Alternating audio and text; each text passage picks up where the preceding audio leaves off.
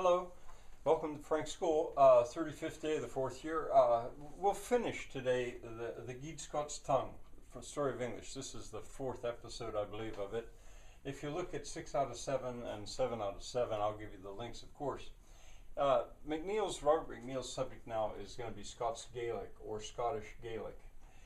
He goes back to Scotland and he points out that that language, and remember that is not English now, that's a completely different language. It's facing extinction, he said. Well, the reason I put a couple question marks there was because I think within my lifetime I've seen that reversed, and I'm delighted to see it. I don't know about Scots Gaelic, but for example, in Galicia, in northern Spain, Galician well, depending on what language you're going to name it in, Galician is now used. It's spoken, and there was a student that was here once, and he was saying he was from that part. He was from Santiago de Compostela, foreign exchange student, and he said when he was little, they'd smack his fingers in school if he spoke Galician, and that was standard punishment. You must not speak Galician. Now it's taught. It's taught in schools, and that I witnessed that change. So I hope that that's going on. But he actually uses the term English as its enemy, I think, to show what English has done. Culloden, the Battle of. Now I don't know that history. I have no idea how to spell that. That's when I'm glad that I've got my RTOC writing. This is what I hear. Culloden. Culloden. I actually might be saying Culloden, in which case that would be a glottal stop, Culloden. But I suspect there's a D there. I don't know. Anyway, I revert to that. If I want to write something down, I have no idea how to spell it. I just go right back into my system. He's going to talk about Sir Walter Scott, novelist, Scottish novelist, also romantic, and show the painting of Scott and Robert Burns together. Robert Burns, I don't know if I said this or not, he wrote in dialect. It makes it hard to read some of his poetry unless it's transcribed, because he wrote in dialect. But that was an inspiration to me. It's one of the reasons that I went on to develop my RTOC writing, because I mean, well, I'll say about that in just a minute. The Highlanders, they're Chieftas, or singular would be Chiefta. No idea how to spell it, but this is what I hear. Chiefta. Chieftas.